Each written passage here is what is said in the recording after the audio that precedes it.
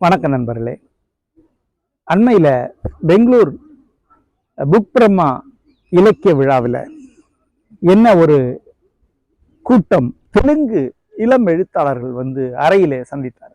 அதில் ஒருவர் என்கிட்ட ஒரு கேள்வி கேட்டார். ஒரு நாவல் ஆசிரியர் எப்படி எழுதணும் சார்? அதற்கான தயாரிப்புகள் என்ன? அப்போ நான் முதல்ல சொன்னேன், உடலை பர்ஃபெக்டாக வச்சுக்கணும். நான் அவங்களுக்கு ஒரு அதிர்ச்சி. அது நான் இதை சொல்லுவேன், நான் அவங்க எதிர்பார்க்கல.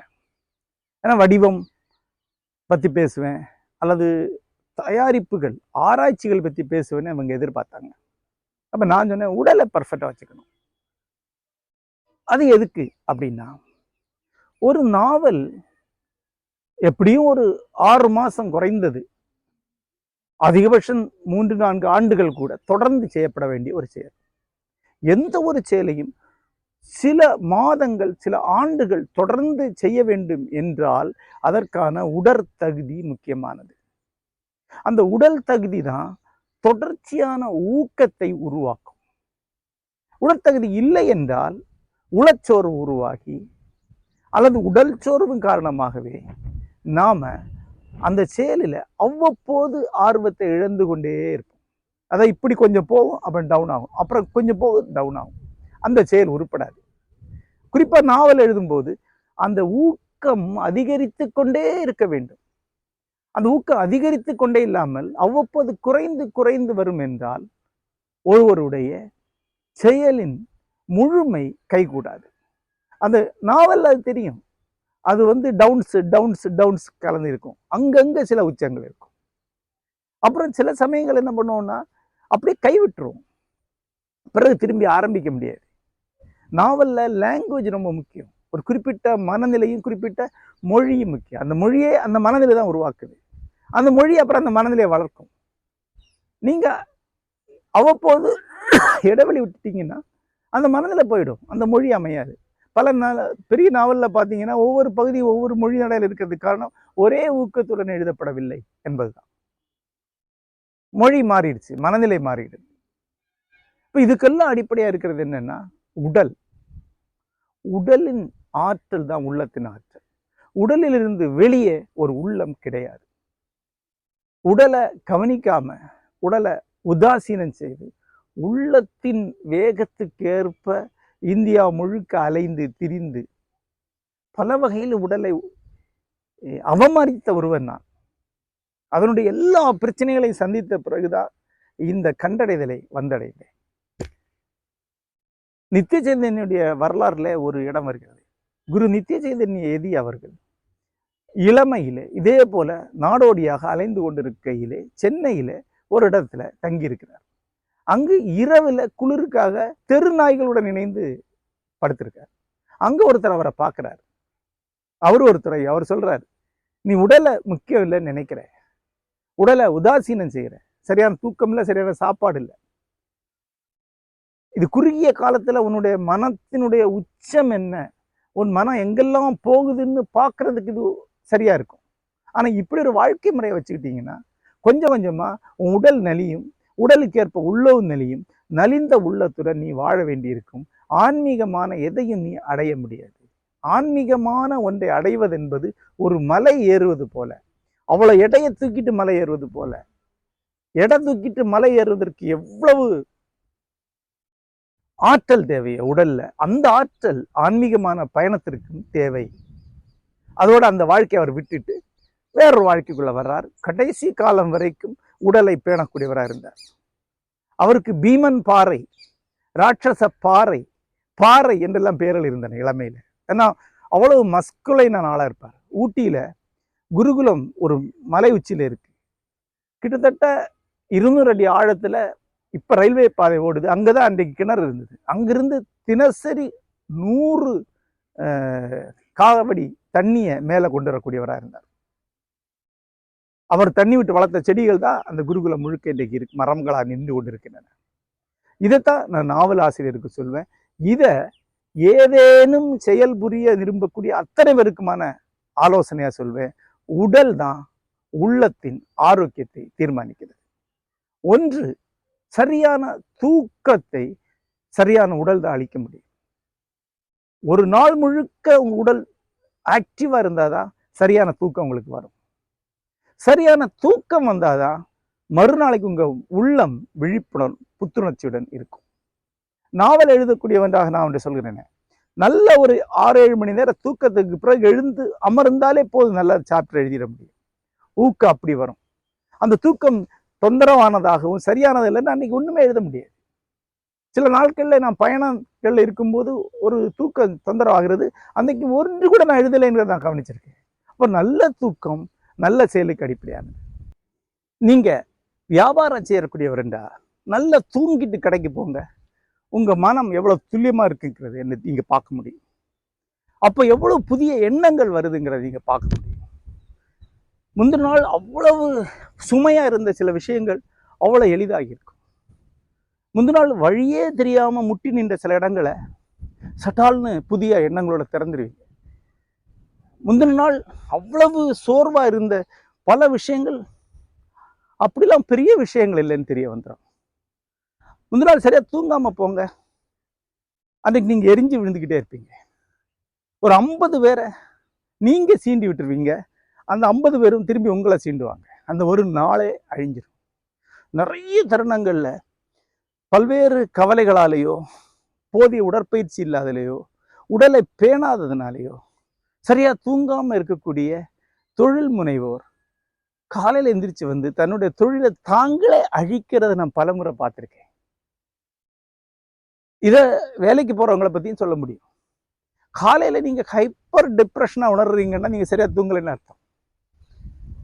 ஆகவே உடலை பேணுவது என்பது ஒன்று, தூக்கத்துக்காக. சரியான தூக்கம் சரியான மனதிற்கு அவசியமான ஒன்று. இரண்டாவதாக டிப்ரெஷன் என்ற ஒன்று இருக்கு. இந்த டிப்ரெஷன் வார்த்தை இன்னைக்கு அதிகமா பயன்படுத்துறோம். டெஸ்ப் அடிக்கிறது அப்படின்னு எல்லாரும் சொல்றாங்க. இன்னைக்கு இந்த டிப்ரெஷன் ஏன் வருது அப்படின்னா, இன்றைக்கு நம்ம ஒரு குறிப்பிட்ட வகையான வாழ்க்கை முறை இந்த உலகத்தில் உருவாக்கி வச்சிருக்கோம். காலையில எந்திரிச்சு இந்த மாதிரி ஒரு வயல்வெளிக்கு வந்து விவசாயத்தை பார்த்துட்டு வீட்டுக்கு போறவருக்கு டிப்ரெஷன் கிடையாது. ஏன்னா அவர் இயற்கையோட ஒரு பகுதியா இருக்கிறார். ஒன்று. அப்புறம் அவருடைய எதிர்காலம் பெருசா பயமுறுத்தக்கூடியதா இல்லை. 3, அவர் யாருடையும் போட்டியில இல்லை. ஆனா இன்றைக்குள்ள வாழ்க்கை நமக்கு இயற்கையோட ஒரு உறவும் கிடையாது. வீட்டில இருந்து வாகனம், வாகனத்திலிருந்து அலுவலகம், அலுவலகத்திலிருந்து வீடு என்ற ஒரு வாழ்க்கை நமக்கு. 2, நாம தொடர்ச்சியா எதிர்காலம் பத்தின ஆங்ஸைட்டியோடயே இருக்க வேண்டியிருக்கு. அந்த ஆங்ஸைட்டியை திட்டமிட்டு தான் முதலாளித்துவம் உருவாக்குது. இல்லைன்னா நீங்க இவ்வளவு டெஸ்பரேட்டா முதலாளித்துவத்தோட ஒரு பகுதியா இருக்க மாட்டீங்க. இன்னைக்கு சரியா வேலை இல்லைன்னு நாளை கிடையாது அப்படி சொல்லிட்டே இருப்பாங்க. நாளை பத்தின பயம் உருவாக்கப்பட்டு கொண்டே இருக்கும். உங்க மேலதிகாரி அந்த பயத்தை உருவாக்குவார், மீடியா அந்த பயத்தை உருவாக்கும், அரசியல் கட்சிகள் அந்த பயத்தை உருவாக்கும். எங்க கூட சேர்ந்துரு, இல்லைன்னா உனக்கு நாளை கிடையாதுன்னு அரசியல் கட்சி சொல்லுது இல்லையா? என்றைக்குமில்லா நெருக்கடிகள் வந்து கொண்டு இருக்கின்றன தோழர்களே. இதுதானே எல்லா அரசியல் கட்சியும் சொல்றது. அதுக்கு ஒரே வழி நீ ஏன் கூட நிற்கிறது தான். அது மாதிரி முதலாளி என்ன சொல்வார்? நவீன தொழில்நுட்பம் வருது, உலகம் மாறிட்டு இருக்கு, நாம ஜாக்கிரதையா இருக்கணும், இல்லைன்னா நமக்கு எதிர்காலம் கிடையாது. எதிர்காலம் பத்தின பயத்தை நம்ம சூழல ஒவ்வொருத்தரும் உருவாக்கிட்டு இருக்காங்க. பத்திரிகை படிச்சா நாளை என்ன ஆகுங்கிற பதட்டம் இல்லாம நீங்க வாழ முடியாது. 3வதாக, இந்த நவீன யுகத்துல ஒவ்வொருத்தரும் இன்னொருத்தர்கிட்ட போட்டி போட்டுட்டே இருக்கணும். ஒரு அலுவலகத்தை நீங்க வேலை பார்த்தீங்கன்னா உங்க அலுவலகத்தில் இருக்கிற மற்ற அத்தனை பேரும் உங்களுக்கு போட்டி தான். நீ கொஞ்சம் சுதாரிக்கலைன்னா அவன் உங்களை விட மேலே போயிடுவான்னு ஒரு பயம் உங்களுக்கு உருவாக்கப்பட்டுட்டே இருக்கு. உண்மையில அப்படியான இல்லை. ஆனா நீங்க ஓட்ட பந்தயத்துல இருக்கிறீங்க. எல்கேஜியில சேரும் போதே பார்ப்பா, நல்லா படிக்கலைன்னா அவனுக்கு ஃபர்ஸ்ட் ரேங்க் கிடைக்காது. வயசு 90 ஆகும்போதும் சரியா இல்லைன்னா இன்னொருத்த முந்திடுவான். ஆக இந்த நிரந்தர ஓட்ட பந்தயத்தினாலே நமக்கு டென்ஷன் இருக்கு. இதுதான் டிப்ரெஷனுக்கு கொண்டு செல்லுது. அதாவது முதல் விஷயம் இயற்கையோடு உள்ள உறவில்லை. 2வது எதிர்காலம் பத்தின ஆங்ஸைட்டி. 3வது தொடர்ச்சியா நம்ம போட்டியில் இருந்துட்டு இருக்கிற இந்த காலத்தில் நம்ம என்ன ஆகுறோம்னா, நம்முடைய முழு விசையும் பயன்படுத்தி நம்மளை மேலே செலுத்தி ஓட வைக்கிறோம். அப்போ கொஞ்சம் தூரம் ஹை ஸ்பீடில் ஓடுறோம், முடிஞ்ச ஸ்பீடில். அப்புறம் டக்குன்னு ஸ்லோ ஆகிடும், அப்படியே டிப்ரெஷன் வந்துடும். அப்புறம் கொஞ்ச நாள் டிப்ரெஷன் போகும்.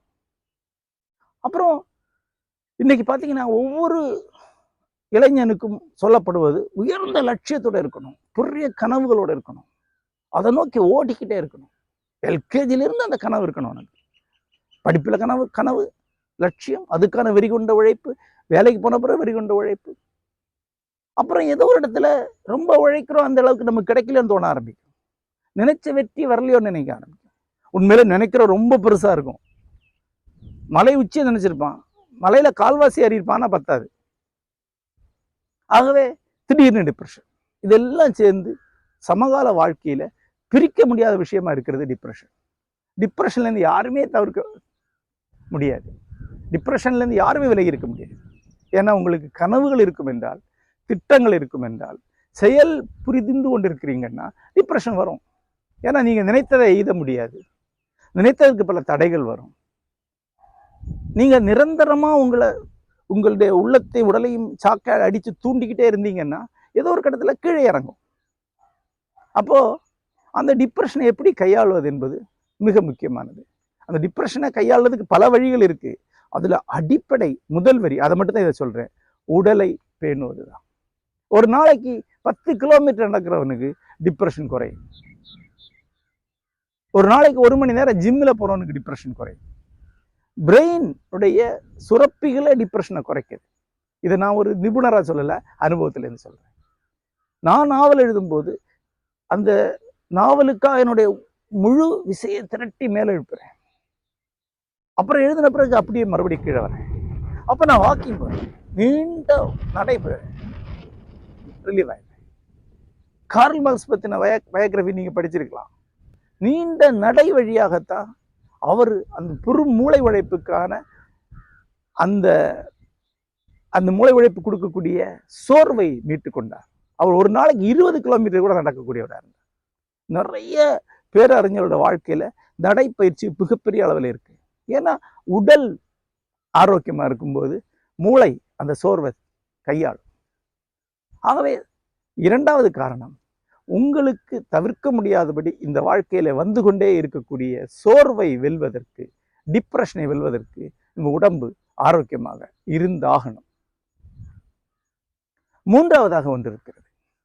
நீங்க உங்க உடலை சரியா பேணலைன்னா, பயிற்சி உணவு வழியாக சரியாக பேணலைன்னா என்ன ஆகும் அப்படின்னா, உங்களுக்கு மருந்துகள் உதவி தேவைப்படும். உதாரணமாக சரியான தூக்கம் இல்லைனாலே மருந்து உதவி தேவைப்படும். சரியான தூக்கம் இல்லைன்னா உடனடியாக டைஜஷன் சிஸ்டத்தில் பிரச்சனை இருக்கும், மலச்சிக்கல் உருவாகும். மலச்சிக்கல் உருவானா டைஜஸ்ட் சிஸ்டம் மறுபடியும் பாதிக்கப்படும். இதனால என்ன ஆகும்னா, உங்களுக்கு ஏதேனும் ஒரு மெடிக்கல் ஹெல்ப் தேவைப்படும். ஏதாவது மாத்திரை சாப்பிடக்கூடிய மாதிரி. ப்ரெஷர் மாத்திரை, இதயத்துக்கான மாத்திரை, சுகர் அல்லது டயபெட்டிஸ்க்கான மாத்திரை கூட மாத்திரை தான். எந்த மாத்திரை சாப்பிட்டாலும் அதற்கான எதிர்வினை ஒன்று உண்டு. அது மூளை மேல் ஒரு புகை மூட்டத்தை கொடுக்கத்தான் செய்யும். உங்க மூளைத்திறன் குறையத்தான் செய்யும். அப்ப யோசிச்சு பாருங்க, நீங்க வாழ்க்கையில பெரிய சவால்களை எதிர்நோக்கிறீங்க, மிகப்பெரிய பணிகள் எடுத்து வச்சிருக்கீங்க. அதுக்கேற்ப மூளையை தயார் பண்ணாம அது மேல புகைமூட்டத்தை ஏற்றி வச்சா நீங்க எப்படி அதை எய்த முடியும்? அப்ப எய்த மாட்டீங்க. எய்த முடியலன்னா உடனே சோர்வடைவீங்க இல்லையா? இதை எண்ணி பாருங்க. நான் என்னோட இளமையில எண்ணிய முடிவுகள்ல ஒண்ணு, என் மூளைக்கு மேல எந்த விதமான புகைமூட்டத்தையும் நான் ஏற்ற மாட்டேன். ஆகவே ஒரு போதைப் பொருளையும் பயன்படுத்த மாட்டேன். கூடுமான வரைக்கும் ஆயுர்வேத, அலோபதி, ஹோமியோ எந்த மருந்தையும் பயன்படுத்த மாட்டேன். நிறைய பேருக்கு அலோபதி மருந்துகள் டாக்ஸிக் அல்லது மூளையை சோர்வடைய செய்வே. ஆயுர்வேதம் அப்படி அல்ல. அப்படி அல்ல. ஆயுர்வேத மருந்துகளும் மூளையை சோர்வடையக்கூடியவை. ஏன்னா அது உடம்புக்கு ஏதோ ஒரு நிலைகுலைவை உருவாக்குது இல்லையா? அது மூளையை சோர்வடையக்கூடியது. மருந்தின்றி வாழும் போதுதான் மூளை ஆரோக்கியமா இருக்கு. மருந்தின்றி நோயின்றி வாழணும். நோயை வச்சுக்கிட்டு மருந்தின்றி வாழ்ந்தீங்கன்னா அது இன்னும் பிரச்சனை. ஆகவே இயல்பு நிலையில உடம்பை வச்சிருக்கிறதுக்கும் உடல் ஆரோக்கியம் ரொம்ப முக்கியம். இயல்பான உடல் நிலை தான் மூளையை விடுதலை ஆக தன்னிச்சையாக வச்சிருக்கும். மூளை ஒரு சிட்டுக்குருவி மாதிரி காலையில புதுசா இருக்கணும். நான் சொல்வதை உங்களால் எந்த அளவுக்கு புரிந்து கொள்ள முடியும் எனக்கு தெரியல. உடற்பயிற்சி என்று நான் சொல்லும்போது அதை நான் இந்த ஜிம்முக்கு போய் உடம்ப பெருசாக்கி வளர்க்கிறத சொல்லலை. உடம்பு மேல பெரிய அப்சஷனை உருவாக்கி கொள்ளக்கூடியவங்க உண்டு. ஒரு மஸ்குலைனா இருக்கணும், அதை பத்தி நான் சொல்லலை. குறைந்தபட்ச உடற்பயிற்சி. நீங்க நைட்ல படுத்தா உடனடியா தூங்குவது போன்ற அளவுக்கு உடற்பயிற்சி. இன்றைக்கு கூகுள் வாட்ச் எல்லாம் அதெல்லாம் பரிந்துரைக்கிறது, எவ்வளவு தூரம் ஓடணும், எவ்வளவு தூரம் உட்காரணுங்கிறதெல்லாம். அதுபோல நல் உணவு, ஸ்டார்ச் குறைவான, புரோட்டீன் அதிகமான உணவு, காய்கறிகள், இதன் இரண்டினுடைய கலவையாக நல்ல தூக்கம், இவை ஒருவனுக்கு இருக்கும் என்றால் உடல் சரியா இருக்கும். சரியான உடல் தான் சரியான செயலுக்கு கொண்டு போகும். இதுதான் அந்த நாவல் எழுதக்கூடிய நண்பர்கள் அதை பத்தி ஆலோசனை கேட்டபோது சொன்னேன். நான் சொன்னேன், வயசான காலத்துல கூட ஒரு குதிரையை கையால பிடித்து நிறுத்தக்கூடிய ஆற்றல் கொண்டவராக இருந்தார் டால்ஸ்டாய். அதனால தான் அவர் அவ்வளவு பெரிய நாவல் எழுதினார். மாரத்தான் ஓடக்கூடியவராக இருக்கிறார் முரகாமி, தான் அவர் நாவல் எழுதுறார். சர்வசாதாரணமாக என்னை விட 15 வயது குறைவான இளைஞர்களுடன் சேர்ந்து 20-25 கிலோமீட்டர்ஸ் நடக்கிறதுக்கும் மலை ஏறுவதற்கும் உடைய உடல் ஆற்றலுடன் நான் இருக்கிறேன் என்பதுதான் நான் நல்ல நாவல் எழுதுறதுக்கான காரணம். இது மிக அடிப்படையான ஒன்று. நாவலுக்கு மட்டுமல்ல, வாழ்க்கையுடைய எல்லா தளத்திற்கும் உடல் என்பது மிக பெரிய ஒரு கருவி. எல்லா செயலும் யோக சாதகம்தான், எல்லா செயலும் யோகம்தான். யோகம் என செயல்புரிக என்று கிருஷ்ணன் சும்மா சொல்லல. யோகம் என்றால் விளைவுகளை பற்றி கவலைப்படாமல் ஒரு செயலை செய்வதில் உள்ள முழுமையான இன்பம் மற்றும் விடுதலையை மட்டுமே கருத்தில் கொண்டு தன்னியல்பாக தனக்கு என்று இருக்கக்கூடிய ஒரு செயலை முழுமையாக அர்ப்பணித்து செயல்பதுதான் யோகம். அந்த யோகம் ஒரு சாதகம், ஒரு பிராக்டிஸ். அந்த யோக சாதகத்துக்கு முதன்மை கருவி என்பது உடல் தான். நன்றி.